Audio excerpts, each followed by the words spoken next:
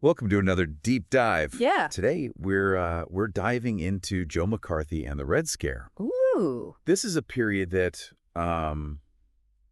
continues to fascinate and provoke debate. Right. Even all these years later, Mm-hmm. we've got a really interesting mix of sources for this one. I'm excited. We've got biographies of McCarthy himself. Okay. We've got historical analyses of McCarthyism, the whole phenomenon. Mm-hmm. And we've even got some books that look at things like masculinity and political communication during the Cold War. Interesting. Really fascinating stuff. Yeah, it is. So I think, one of the things we're going to find as we go through all of this Okay. is that McCarthy's story, it's not just about, chasing communists. Right. It's also about understanding how a personality Yeah, like his at this specific moment in history definitely. created such a powerful impact. Absolutely. So, one thing that I found really interesting right off the bat in Oshinsky's book, A Conspiracy So Immense, Yeah. he points out that a lot of the biographers who have written about McCarthy Mm-hmm. almost seem determined to paint him in a negative light. Yes.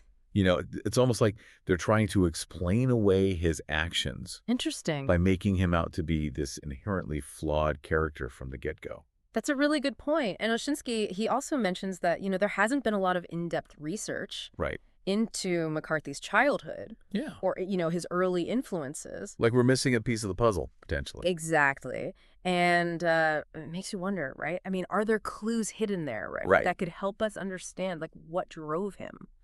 Yeah, absolutely. But I mean, Oshinsky does highlight some of McCarthy's personality traits, right? Right. That were apparent even when he was a young man. Okay. He was, he was aggressive. Hmm. He was ambitious. Yeah. He was constantly striving for self-improvement. Mm-hmm. And these aren't necessarily bad things in and of themselves. Sure, it's true. But they could have contributed to his later political strategies. Right. And I think those traits, right, when you combine them with his political environment, Yeah. it might have pushed him toward those ruthless tactics that we associate with McCarthyism. Right. Yeah. And speaking of ruthlessness, Yes. Oshinsky shares a pretty telling anecdote Ooh, tell me. about McCarthy's first meeting with Wisconsin political boss Tom Coleman. Okay. Do you remember this one? I think so. Remind me. This is the story about the Madison Club. Oh, yes. Yes. Right. McCarthy shows up to this very elite club, Okay. dressed, not exactly in his Sunday best. All right. Let's just put it that way. He's wearing this soiled Marine shirt Oh, and is promptly denied entry. wow. That's a statement. That's not just a fashion faux pas, right? Yeah, you're right. I mean, that was a deliberate act of defiance. Absolutely. Like he was saying, I'm not going to play by the establishment's rules. Right. He's a rule breaker. It was a rule breaker from the start. Yeah. And that same kind of rebellious streak Yeah. that would later, fuel his willingness to use sensationalism. Mm-hmm. And sometimes, pretty outlandish accusations to grab attention, Right. to build power. Yeah. But, of course, we also have to remember the historical context, right? Right. You can't just look at McCarthy in a vacuum. Well, this is all happening during what some historians call the golden age of Soviet espionage. Right. I mean, this was a time of very real anxiety Yeah, about communist infiltration. absolutely. And that fear, whether it was justified or not, Right. was definitely a key ingredient in McCarthy's rise. Oh, for sure. But the important point I think that Oshinsky makes is Mhm. that McCarthy didn't just ride the wave of fear, right? Yeah. He actively exploited it. Right. And he manipulated it for his own gain. Absolutely. I mean, he often, made these sweeping accusations Yeah. without, providing any solid evidence. Mhm. And he frequently relied on these, questionable sources. Right. And that brings us to the testimony of Louis Boudin's. Okay. Now, he was a former high-ranking communist, Oh, wow. and he actually backed up some of McCarthy's claims, Interesting. specifically about this scholar named Owen Lattimore. Okay. Do you remember him? Yeah, he was an expert on China, right? Yeah, yeah. And McCarthy was accusing him of being part of this grand communist conspiracy. Right, right. Now, Boudin's testimony, even though It was challenged later. Yeah. It gave McCarthy this much-needed boost of credibility Interesting. at a time when his anti-communist crusade was starting to lose steam. Right. It was flagging a little bit. Yeah. Yeah. And, the use of ex-communist conformers like Boudins, that became a real pattern during the Red Scare. It did. But it makes you wonder, right? Yeah. I mean, these informers, they would have had their own agendas. Oh, absolutely. Right. So what were their motivations? Yeah. I mean, were they driven by genuine remorse? Okay. Were they seeking revenge, Mm, notoriety, right. maybe even something more sinister? Yeah. I mean, that's the question. Right. How much of what they were saying was truth Yeah. and how much was self-serving? Right.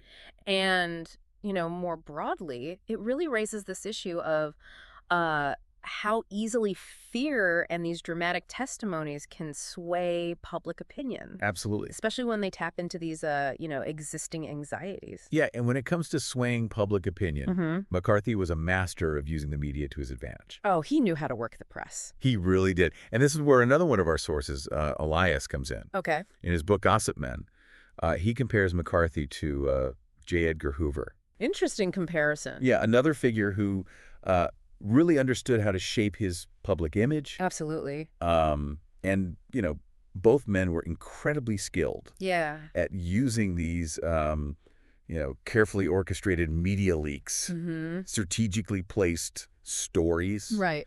to present themselves in a favorable light. Yeah.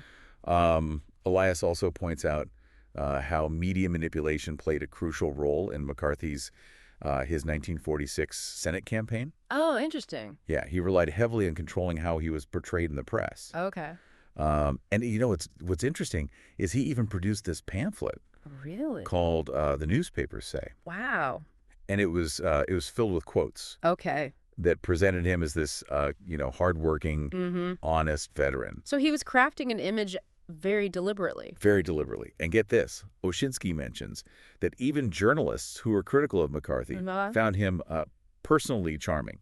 Yeah, very accessible. He apparently used hand signals to communicate with them at social events. No way. Yeah, like he would clasp his hands over his head like a boxer when he was ready to leave. I can't even imagine. But you know what? That's actually, that's pretty shrewd. Yeah, Right? it is. I mean, think about it. By being, charming, accessible, giving these reporters this glimpse behind the curtain, Yeah. he ensured that they, at least found him interesting, Right. even if they didn't, fully agree with him. Right. And that kind of accent, that can have a big impact Yeah. on how someone is portrayed, especially back then when television was still a relatively new force. Absolutely. I think- That relatability combined with those anxieties of the Cold War Right. made his accusations all the more believable Yeah. to the average American. But that media savvy, it Mhm. would eventually backfire Oh, yeah. in a spectacular way. In a big way. Yeah. Tell me more. So the televised Army McCarthy hearings Right. marked a real turning point. Okay.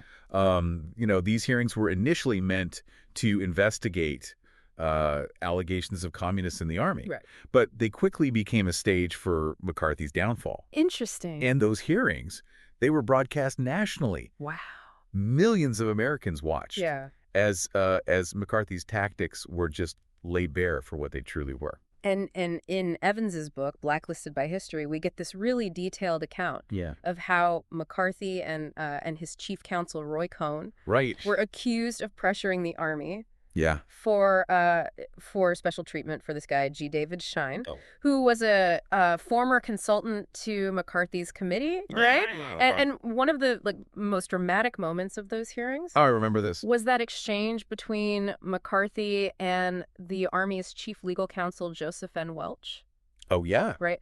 McCarthy, he made this really reckless move by attacking a young lawyer Mm-hmm. who worked for Welch. Yeah. Right. Right. And Welch's response was absolutely iconic. I mean, I get chills just thinking about it. Oh, me too. Eh. He said, "Have you left no sense of decency, sir, at long last? Wow. Have you left no sense of decency?" Powerful. I mean, the audience erupted in applause. Rightfully so. And that moment broadcast into living rooms across the nation. I mean, that marked the beginning of the end for McCarthy. It's amazing, right? It really is. How television, the very medium he had used I know. so effectively to build his power, Right. ultimately played a key role in his downfall. It's like poetry almost. It is. It's like he built his house on sand. Yeah. And the tide came in. And it all came crumbling down. Yeah. But it's a powerful reminder, though, This is. of how quickly public opinion can shift. Absolutely. Especially when people see something with their own eyes, right? Like, it's one thing to hear about it, Yeah. but to see it. See it. To see those tactics on display. Right. That's different. It is. And, it's also a testament to the fact that even in a time of great fear, Yeah. like the Cold War, Yeah. basic decency can still resonate with the public. It can. It's hopeful. It is hopeful. So while McCarthy's downfall might seem like, the end of the story, Okay. the anxieties, the Yeah. forces that fueled his rise, those didn't just vanish. No, they didn't. They didn't. And that's where I think, Levin's American Marxism and Deason's Great Power Politics, Okay. they come in. These works, they explore how anxieties about communist ideology Yeah. and rapid technological change have continued to manifest in different forms over time. That's a great point. Yeah, Levin, for instance, makes a really interesting argument Oh, tell me. about the degrowth movement, Okay. which is this contemporary movement Right. that critiques capitalism and consumerism. Okay. And he sees some parallels between the anxieties that drove McCarthyism and the concerns that are driving the degrowth movement today. It is a fascinating connection. It is. Because while the degrowth movement, it's distinct from McCarthyism, Right. they both tap into this deep vein of distrust Right. of, certain economic systems and the potential for those systems to undermine traditional values. Right. Yeah. It's like this underlying current. It is. It's there. It is. And then you have Deason's work on the Fourth Industrial Revolution. Okay. And he highlights how the growing power of these tech giants is generating new anxieties Right. about their influence on politics and the potential for them to control information. I see that. So we've moved from fears of communist spies infiltrating the government to fears of algorithms manipulating our thoughts. Right. Wow. Yeah. It's interesting how those anxieties have evolved. They have, but the anxieties might be different. Okay. But that underlying theme of powerful forces shaping our lives, that remains. It does. It makes you wonder, right? If we're simply seeing a new iteration of same anxieties that drove McCarthy and his followers, just dressed up in a different guise. It's a question worth exploring further, for sure. It is, and it really highlights the importance of understanding McCarthy's legacy. Absolutely. It's not just about judging the past. Right. It's about recognizing the enduring power of fear, of ambition, and the allure of simple solutions to complex problems. Yeah. That's a good point. We like those easy answers. We do. We like those easy answers, even when they're not the right ones. Right. Even when they're not the right ones. That's human nature, I guess. I guess so. Welcome back to our deep dive into the world of Joe McCarthy and the Red Scare. Yeah. So far, we've been focusing on McCarthy the man, Right. the historical context, and his savvy use of the media. Right. But I think now it's time to kind of dig into some of the specific tactics he used. Yeah. Tactics that unfortunately have become all too familiar in our own time. You're right. And some of these tactics are still surprisingly relevant today. One that really jumps out from our sources is how McCarthy weaponized gossip and insinuation. Oh, yeah. It was a way to discredit his opponents without necessarily having hard evidence. Right. He understood the power of a well-placed rumor in that charged atmosphere of the Cold War. Even an unsubstantiated whisper about communist sympathies could do irreparable damage to someone's reputation. It's almost like he created this fog of suspicion. Yes. Where anyone could be accused of disloyalty. Absolutely. And the truly insidious thing is he didn't always have to make direct accusations. Right. He could just drop hints. Yeah. Plant a seed of doubt. Right. And let the rumor mill do the rest. Exactly. Elias provides a great example of this in Gossip Men. Okay. McCarthy targeted Drew Pearson, Yeah. a prominent journalist who was often critical of his methods. I remember that. Yeah. So McCarthy, he couldn't directly attack Pearson's credibility. Right. So he instead insinuated that Pearson might be a communist sympathizer. Oh. The implication being that Pearson's criticisms were motivated by some secret allegiance to Moscow. Right. Right. Brilliant, but incredibly insidious. Yeah. It allowed McCarthy to deflect legitimate criticism. Right. And even paint himself as the victim of a communist smear campaign. It's almost like he was turning the table. He was. Right. Using the very accusations leveled against him to discredit his opponents.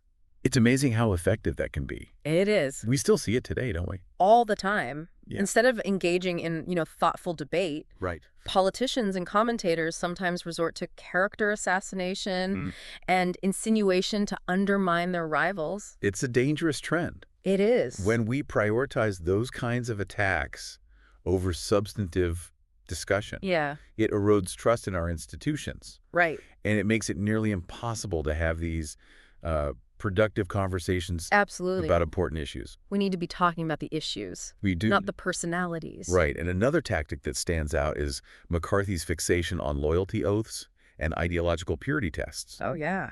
He insisted that government employees and even private citizens Wow. prove their unwavering anti-communism through public declarations and pledges. Interesting. It created this suffocating atmosphere of conformity. It did. People were terrified of expressing even mild dissent, of being perceived as anything less than 100% anti-communist. Yeah, you can lose your job. That fear could cost them their jobs, their reputations, even their freedom. Oshinsky paints a pretty grim picture of how this suspicion permeated American society. It was everywhere. Universities, Hollywood government agencies. Universities. I mean, it was everywhere. It's crazy. Yeah. Blacklists were circulated. People were interrogated and forced to testify. Careers were ruined based on the flimsiest of evidence. It's a stark reminder of how quickly individual rights can be trampled They can. in the name of national security. Yeah, it's a scary thought. It is chilling, and it underscores the need to be constantly vigilant about protecting those rights. Yes. Especially when we feel threatened as a nation. Absolutely. I think what becomes even more disturbing is how McCarthy used fear and prejudice to target specific groups. Right. Particularly Jewish Americans and immigrants. Yeah, and that's where the connection to masculinity comes in. Right. As explored by Elias, McCarthy's brand of aggressive, hyper-masculine anti-communism really resonated with certain segments of society who felt threatened by the changes happening around them. Right. He was tapping into these deep-seated anxieties about the erosion of traditional values. And he found scapegoats in those he perceived as different. Right. Often using coded language and dog whistles to stoke those fears. It's a tactic as old as time. It is. When societies feel under threat, they look for someone to blame. Right. And that blame often falls on those who are already marginalized or vulnerable. Yeah. It's heartbreaking, really, It is. to see how easily it can happen. What's especially insidious is that McCarthy presented himself as the ultimate defender of American values, Right. while simultaneously attacking the very foundations of those values. Freedom of speech, due process, basic human decency. It's a contradiction. It is. It really is. It's a stark reminder that those who shout the loudest about patriotism aren't always the ones who truly embody its ideals. That's a good point, a really good point. One question that comes up a lot is whether McCarthy genuinely believed his own accusations. Right. I mean, was he a true believer in this vast communist conspiracy, or was he a cynical opportunist Okay. using the Red Scare to advance his own career? Tough question. It's a tough one to answer definitively. It is. Oshinsky seems to lean towards the idea that McCarthy started out with some genuine anxieties about communism.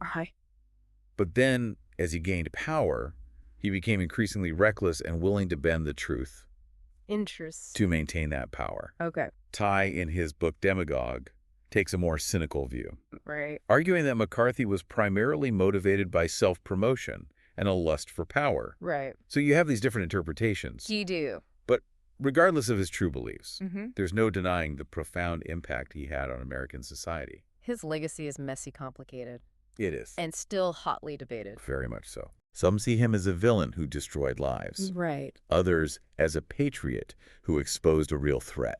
It's interesting how people can look at the same figure Yeah. and come to such different conclusions. And that complexity is exactly why it's so important to keep studying him. I agree. Right. He embodies this paradox of good and bad, of noble intentions mixed with destructive actions. Mm-hmm. And it's our responsibility as informed citizens to wrestle with that complexity, to learn from the past, and strive for a future where we don't repeat those mistakes. Absolutely. And speaking of learning from the past, the role the media played in both amplifying and ultimately undermining McCarthy's power is fascinating, isn't it? It's almost Shakespearean. It is. You know, McCarthy was a master manipulator of the media. He was. He knew how to generate headlines, how to leak information strategically, how to have that perfect soundbite ready at all times. Yeah, he was always on. He really understood how to work the press to his advantage. He did.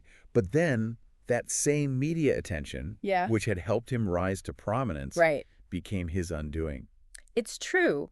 The Army McCarthy hearings, televised nationally, exposed his bullying tactics for all to see. I mean, those cameras captured every sneer, every interruption, every unsubstantiated accusation. It was all right there for the American people to see. Yeah, and the American people watching from their living rooms started to see him in a new light. Right, their opinions began to shift. It really highlights the power of transparency and accountability. It does. When those in power are forced to operate in the open, Yeah. their true nature is often revealed. It's harder to hide It is. when the cameras are rolling.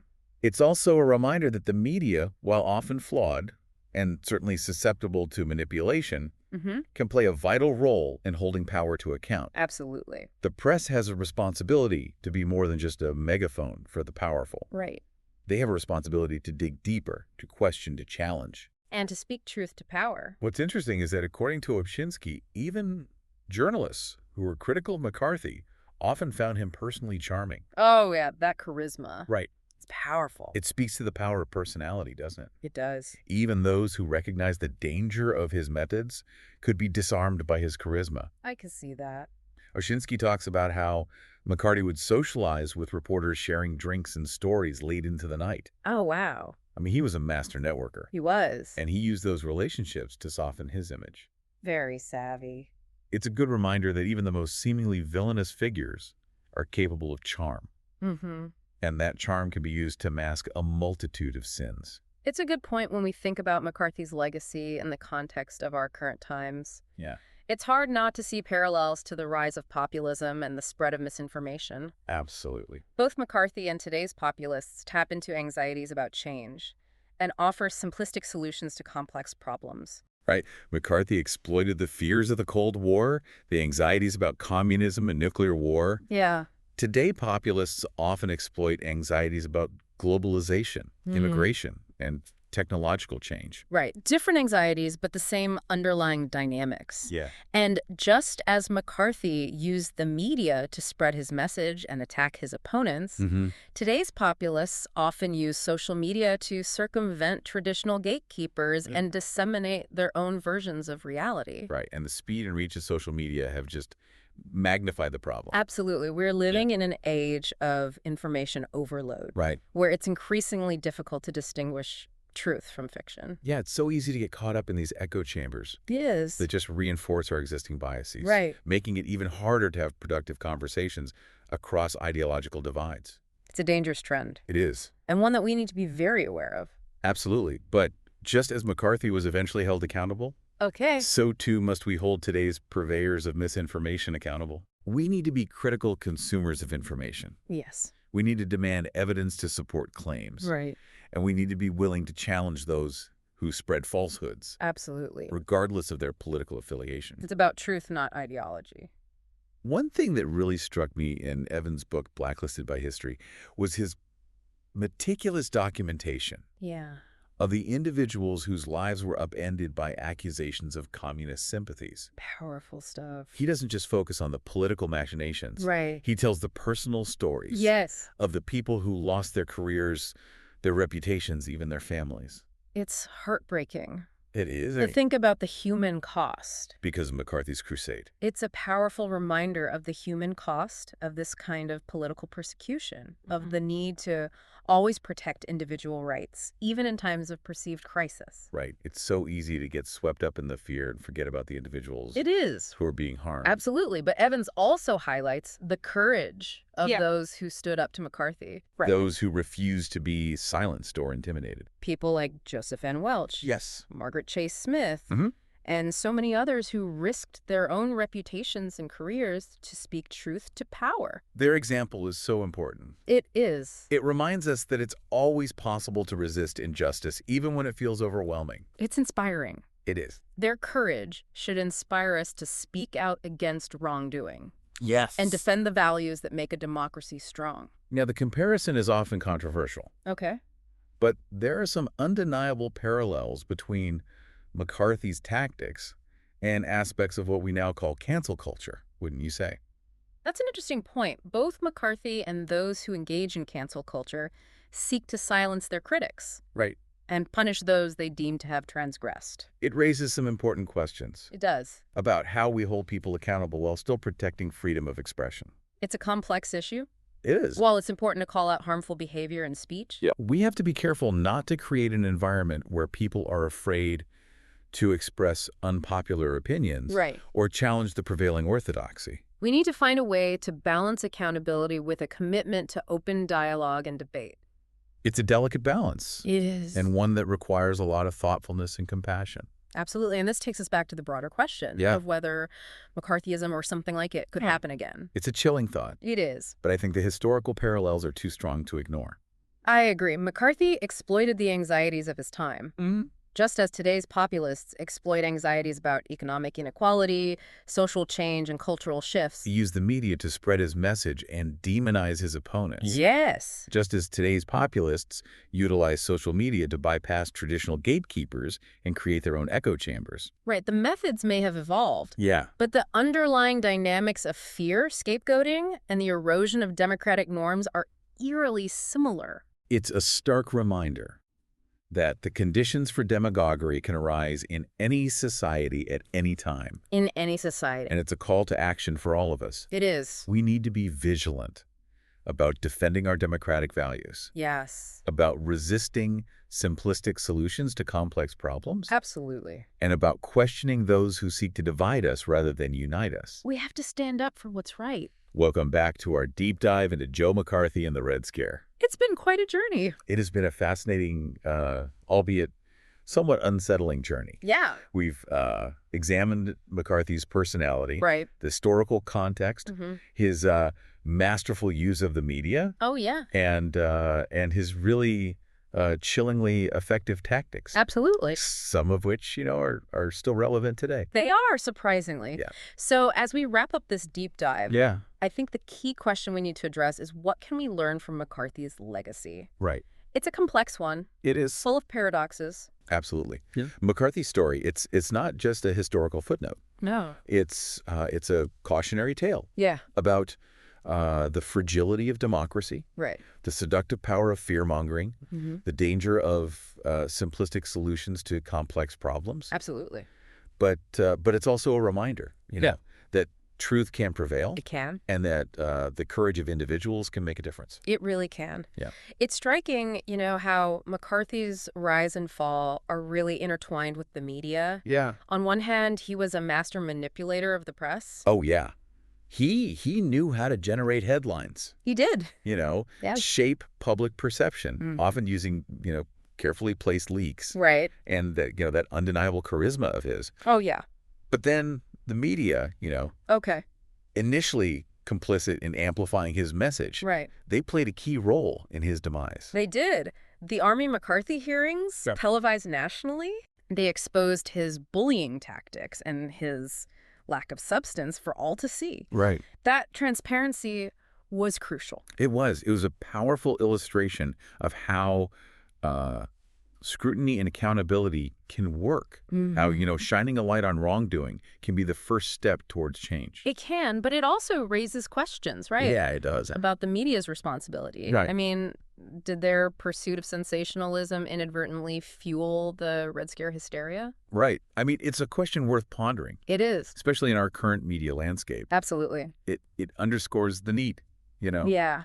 to be critical consumers of information. Discerning. Yeah, and to be wary of those who prioritize emotional appeals over reason and evidence. Absolutely. Right. And we can't forget the human cost of McCarthyism. Right, yeah. His targeting of specific groups, particularly Jewish Americans and immigrants, Right. is a chilling reminder that prejudice and discrimination can thrive anywhere. McCarthy effectively weaponized existing fears and anxieties, Right. using coded language and dog whistles to paint entire groups as disloyal and dangerous. And it's a stark reminder that the fight against prejudice and discrimination, Yeah, it requires constant vigilance. it does. We can never let our guard down. No, we can't. We have to challenge those who seek to divide us based on our differences and actively promote understanding and inclusivity. Absolutely.